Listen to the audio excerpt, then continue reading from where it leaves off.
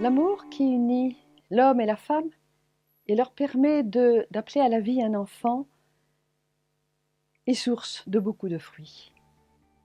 C'est ce que j'appelle la fécondité de tout amour quel qu'il soit. Mais la fécondité a un aspect particulier chez le couple, c'est la capacité à transmettre la vie à un enfant, ce que j'appellerais la fertilité biologique. Cette fertilité, elle est déposée dans nos corps et elle est liée à la sexualité. Effectivement, chez l'homme et la femme, il y a un lien très profond entre la fertilité et la sexualité. C'est ce lien qui permet à l'homme et la femme de transmettre la vie à un enfant. Certes, nous respirons, nous digérons, mais nous ne connaissons en général pas très bien les fonctionnements.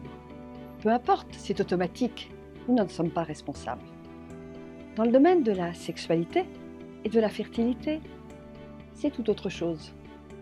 Nous sommes effectivement responsables, appelés à poser des actes libres, tant le domaine de la sexualité que de la fertilité. Ces deux dimensions que le Créateur a voulu intimement lier. C'est pourquoi il n'est peut-être pas inutile de voir comment le Dieu créateur nous a permis, dans l'union des corps de l'homme et de la femme, de transmettre la vie à un enfant. Je vous propose donc un rappel de ce que l'on appelle la physiologie. Tout d'abord, l'élément essentiel, c'est bien évidemment notre cerveau. Notre cerveau, il va commander à tous les organes de fabriquer des hormones, et en particulier dans le domaine génital. Donc, cette activité est sous la dépendance du cerveau. Et il n'y a pas que la biologie, bien évidemment. Le cerveau est aussi le lieu de nos décisions, de l'apprentissage, de la connaissance, de la capacité à poser un acte volontaire, libre.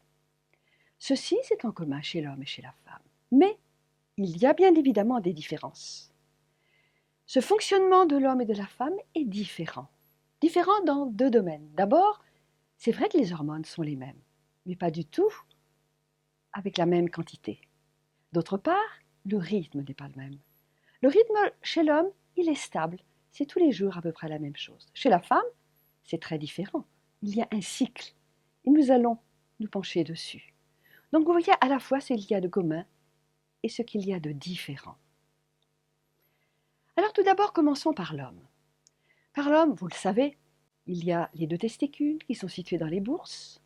Et puis, il y a à l'intérieur cette fabrication à la fois des spermatozoïdes et des hormones. De façon continue, nous avons dit. Il y a à l'intérieur des testicules des petits canaux qui vont fabriquer ces spermatozoïdes. Pour un testicule, si on met tous ces canaux les uns après les autres, cela fait 2 km de canaux. La fabrication d'un spermatozoïde, c'est 72 jours et environ 10 à 20 millions par jour sont fabriqués. Vous voyez la générosité avec laquelle l'homme est destiné à transmettre la vie. Ensuite, ces spermatozoïdes, ils sont déposés dans une petite poche qui s'appelle l'épidédime, où là, ils vont acquérir leur mobilité, car ils ne sont pas mobiles à la sortie du testicule. Ensuite, ils vont se promener par les petits canaux, les canaux déférents, qui sont de deux, chaque côté, et qui vont se déverser à l'extrémité dans une partie plus élargie qui s'appelle l'ampoule de déférent. Là, c'est la zone de stockage. Alors, vous allez dire, mais à 10 ou 20 millions par jour fabriqués dans la zone de stockage, il va falloir beaucoup de place. Eh bien non, ils sont tellement petits. Tout petits, c'est largement suffisant. Et puis, ces cellules, elles seront au fur et à mesure, selon l'activité sexuelle de l'homme, éliminées ou tout simplement digérées par des cellules qui font le ménage de temps en temps. Un point qui est important, vous voyez sur ce schéma marqué le terme très curieux de sphincter. Un sphincter, c'est quoi? C'est une porte. Effectivement, vous voyez bien qu'au niveau de la verge, c'est le même canal qui sert à l'évacuation de l'urine et à l'évacuation du sperme. Eh bien, ce sperme d'ailleurs est constitué par donc, les spermatozoïdes, mais aussi le liquide des deux glandes que vous voyez noter, les vésicules séminales et la prostate, qui donnent tous les éléments nourriciers pour la survie des spermatozoïdes. Ce même canal sert donc à deux liquides. Or, il y a des portes.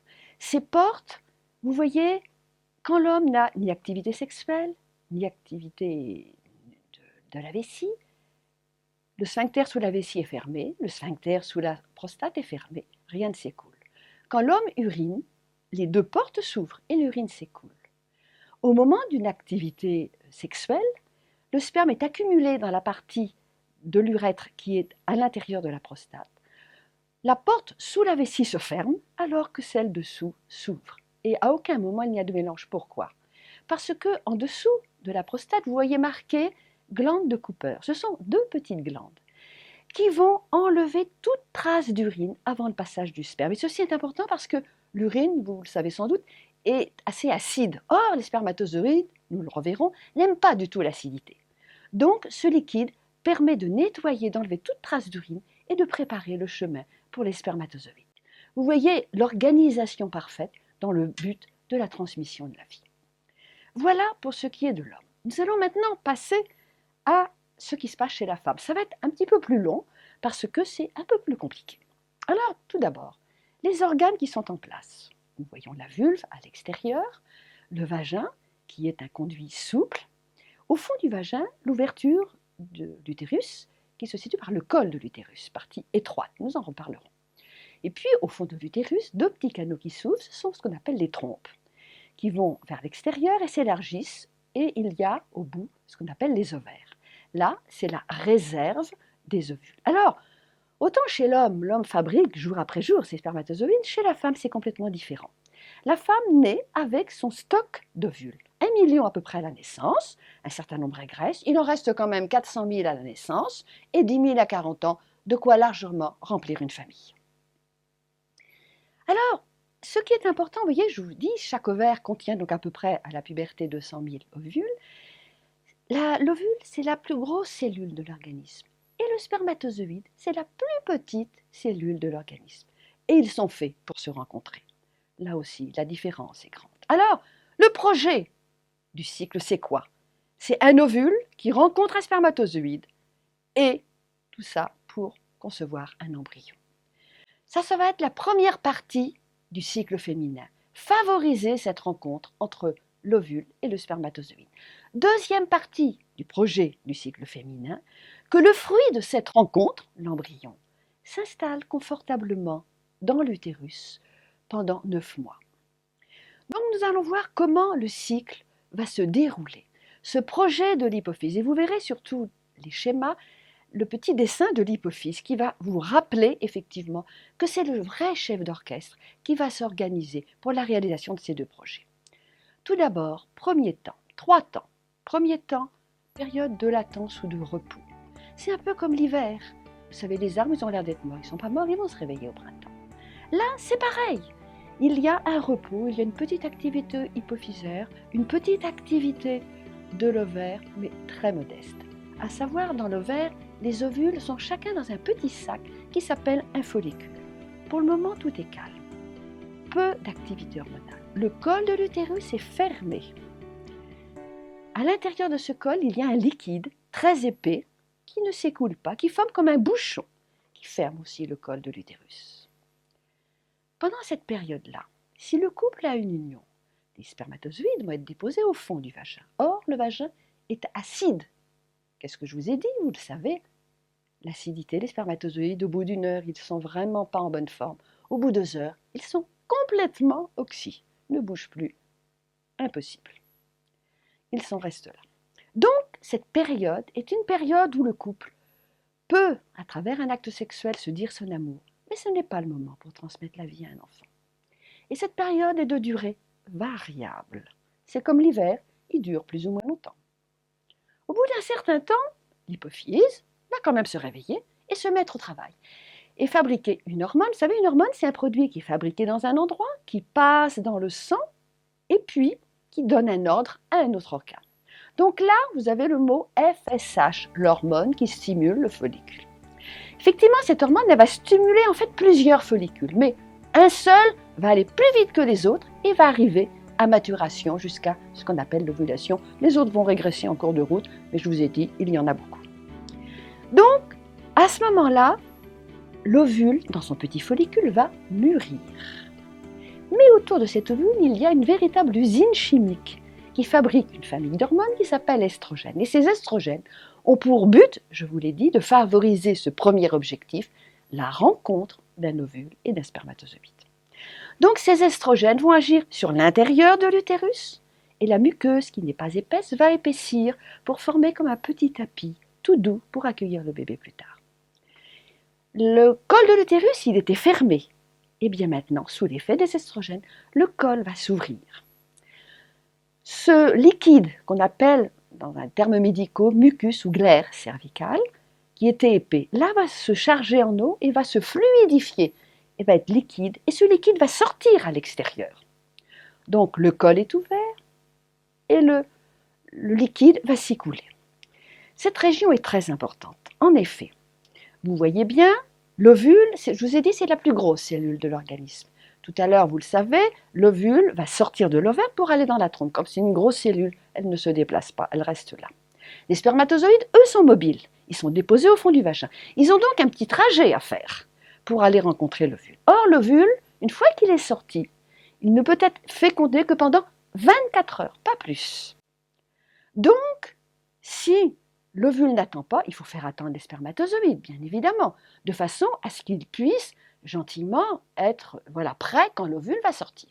Donc, le col de l'utérus, c'est une véritable salle d'attente pour spermatozoïdes. Vous avez sur ce schéma, effectivement, vous voyez les spermatozoïdes déposés au fond du vagin. Comme il est acide, et que ce liquide, lui, n'est pas acide du tout, les spermatozoïdes vont fuir le vagin inhospitalier et vont rentrer à travers ce liquide qui est comme une échelle, et ils vont aller dans le col de l'utérus. Dans ce col de l'utérus, il y a des petites cryptes, comme des petites niches, où là, ils vont pouvoir se reposer parce qu'ils vont avoir un voyage à faire. Ils se reposent, donc ils vont trouver des éléments nutritifs, très importants. Après avoir pris les éléments nutritifs, ils vont se reposer, faire en quelque sorte la sieste. Certains vont être beaucoup plus rapides et vont repartir tout de suite. Et en 10 minutes, ils vont atteindre l'ovule. D'autres vont rester là 4 ou 5 jours pour un petit peu se nourrir et après repartir par l'eau d'une centaine, ne jamais partir seulement d'existence, et vont aller à la direction des trompes, à la recherche de l'ovule. Vous voyez le niveau d'organisation, tout ça pour favoriser cette rencontre. Vous avez sur ces photographies prises en microscopie électronique à balayage, vous avez la muqueuse de l'intérieur du col de l'utérus. En période de latence, là, vous voyez, il y a des petits trous et puis il n'y a pas de gouttes. Sur l'autre, sur la droite, vous voyez, là, il y a des gouttes de glaire. Et puis, des filaments à côté qui vont pousser les gouttes de glaire. Donc, d'un côté, vous êtes en période de latence, il n'y a pas de glaire qui s'écoule. Et puis, de l'autre côté, vous avez la glaire en période fertile. La glaire, qu'est-ce que ça donne? Eh bien, voilà ce que ça va donner, toujours en microscopie électronique à balayage, un grossissement à peu près de 12 000 fois. La glaire, c'est quoi? C'est comme des mailles d'un filet, avec des filaments plus ou moins fins, plus ou moins épais, et qui laissent passer quand même des grands trous qu'on pourrait appeler des autoroutes à spermatozoïdes. Néanmoins, l'autoroute, vous voyez, il y a un certain nombre de virages à prendre, parce qu'il va y avoir aussi une sélection des spermatozoïdes. La nature a vraiment le souci que ce soit un spermatozoïde de bonne qualité. Effectivement, sur les quelques 200 millions qui vont être déposés lors d'une rencontre conjugale, il y en a bien quand même 20 à 30% qui sont dits de forme non typique. Donc ils ont 2 têtes, 2 flagelles, un angle. Donc il va y avoir une sélection. Alors donc, revenons à cette période avant l'ovulation, qui est donc bien la période où l'acte conjugal pourra à la fois permettre au couple de dire son amour, mais aussi de transmettre la vie à un enfant. Cette période est variable, mais elle ne dure pas quand même dans une variation beaucoup moins grande que la période de latence. L'hypophyse, au bout d'un certain temps, qui enregistre tout ce qui se passe dans le sang, sait qu'il y a beaucoup d'estrogènes. Donc, a priori, la salle d'attente des spermatozoïdes est toute prête. Donc, a priori, il y a beaucoup de spermatozoïdes qui sont rentrés dans le col, qui sont partis en voyage à l'intérieur de l'utérus en direction des trompes, à la recherche, je dirais, de dames ovules.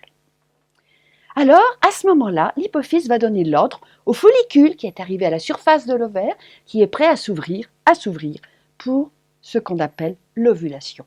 Ovulation, ça dure quelques secondes, c'est le moment où l'ovule sort de l'ovaire, est attrapé par les franges de la trompe qui balayent la surface de l'ovaire et va rester là. Ça, c'est le moment de l'ovulation. Alors, que va-t-il se passer ensuite? Et ceci est très important. Eh bien, s'il y a des spermatozoïdes, la fécondation est possible, mais n'est pas obligatoire.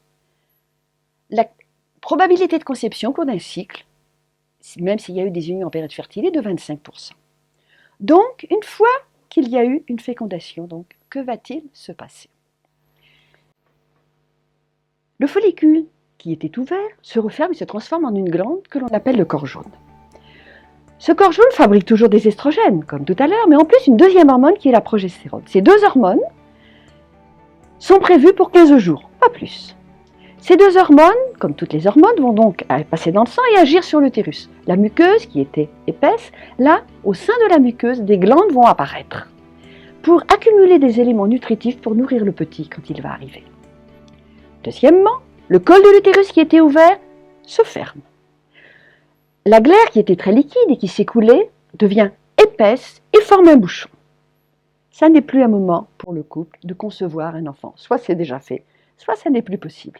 La période n'est plus fertile et propice à la transmission de la vie à un enfant. Cette glaire, d'ailleurs, elle est tellement épaisse que les spermatozoïdes ne peuvent plus rentrer. Vous avez ici en microscopie électronique à balayage, regardez.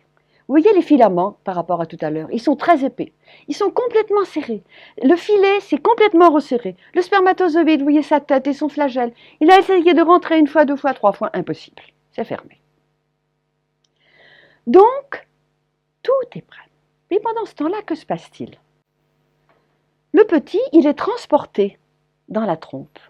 Nous sommes tout petits et pendant 6 jours, la trompe va transporter délicatement cet embryon en direction de l'utérus. C'est étonnant. Alors, pendant cette période-là, que se passe-t-il vraiment? C'est important de s'en rendre compte.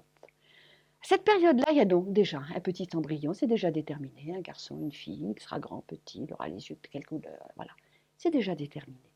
Les parents n'ont absolument aucune idée, ne savent pas du tout qu'il y a un petit bébé en route. Figurez-vous que même les médecins sont incapables actuellement de savoir qu'il y a un petit embryon qui est là pendant 6 jours en train de se promener dans la trompe. Personne n'est au courant? Eh bien non. Eh bien non. Le premier regard est un regard d'amour que nous avons tous reçu, eh bien c'est pendant cette période-là, celle du bon Dieu, qui nous regarde avec amour et tendresse parce que nous sommes ses enfants. Et ça, c'est important de pouvoir se rendre compte que ce premier regard d'amour, quelles que soient les circonstances de notre conception, qui n'ont peut-être pas été les meilleures, eh bien, le premier regard d'amour qui a commencé et qui n'a jamais cessé, eh bien, c'est pendant cette période-là. Et je crois que c'est important de pouvoir rendre grâce de ce regard d'amour. Et déjà, le psaume nous l'a dit. C'est vraiment le Seigneur qui nous a façonnés dans le sein maternel. Comment ne pas lui rendre grâce? Oui, nous sommes tous des trésors à ses yeux. Il nous connaît depuis toute notre naissance. Rien n'est caché de lui. Et surtout à ce moment-là, moment tellement important, oui, nous sommes le fruit de son amour. Alors, au bout de 6 jours, je vous ferai remarquer que 6 jours, c'est la même durée que les 6 jours de la Genèse. Coïncidence. Donc, au bout de 6 jours, le petit arrive, fait un tour d'horizon, il va planter ses racines. Et que fait-il, le petit? Il envoie un télégramme chimique, autrement dit une hormone, au corps jaune, et qui était programmée pour 15 jours. Coucou, je suis là. Je te donne l'ordre de continuer 3 mois, 4 mois. C'est la première fois que le bébé donne un ordre à sa mère. Peut-être pas la dernière d'ailleurs. Et la maman obéit. Et c'est donc l'enfant qui a pris l'initiative de s'installer. Quand un adolescent vous dit « j'ai pas demandé à vivre », c'est faux. Il s'en souvient pas. Mais là, il a donné l'ordre à sa mère, elle a obéi, c'est pour ça qu'il est là, encore. Même les jours où c'est dur. Donc, voilà. Et là, la troisième partie du cycle, c'est 9 mois. Que se passe-t-il maintenant quand il n'y a pas de fécondation? Eh bien, comme tout à l'heure, je vous ai dit, le corps jaune se prépare. Tout se passe comme tout à l'heure, le col de l'utérus se ferme, la glaire est épaisse, les spermatozoïdes ne peuvent plus rentrer, mais il n'y a pas de petits voyageurs dans la trompe. Donc le corps jaune programmé pendant 15 jours s'arrête. Et comme le corps jaune s'arrête, la muqueuse ne reçoit plus les hormones. Et comme elle ne reçoit plus les hormones, la muqueuse se détache. Et ce sont les règles. Pendant ce temps-là, l'hypophyse enregistre. Mon projet, tant pis. Il n'a pas réussi, tant pis. Je vais recommencer, bien évidemment. Et à chaque cycle, le corps de la femme se prépare à accueillir la vie. Donc ces 3 temps du cycle, vous voyez, c'est très important. Premier temps du cycle de durée très variable, période de repos non fertile. Deuxième temps de durée un peu variable, mais quand même limité dans le temps. Période à la fois où la transmission de la vie est possible.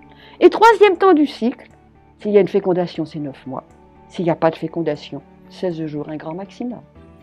Et à chaque fois, eh bien, le corps de la femme, et donc le couple, se prépare, chacun à sa façon, à accueillir la transmission de la vie possible. Alors, vous voyez, c'est important de connaître tout cela. Parce que la vie, eh bien, elle est bien le fruit de nos différences. Mais de nos différences qui sont vécues dans une alliance d'amour où chacun se donne par amour de l'autre. Mais aussi, et pourquoi pas encore plus, dans une alliance avec le Créateur, qui ne nous a pas fait par hasard, qui nous a fait par amour, et qui, s'il a uni de façon si intime la fertilité à la sexualité, pourquoi allons-nous séparer cette intimité entre la fertilité et la sexualité? Pourquoi séparer la fertilité de la sexualité?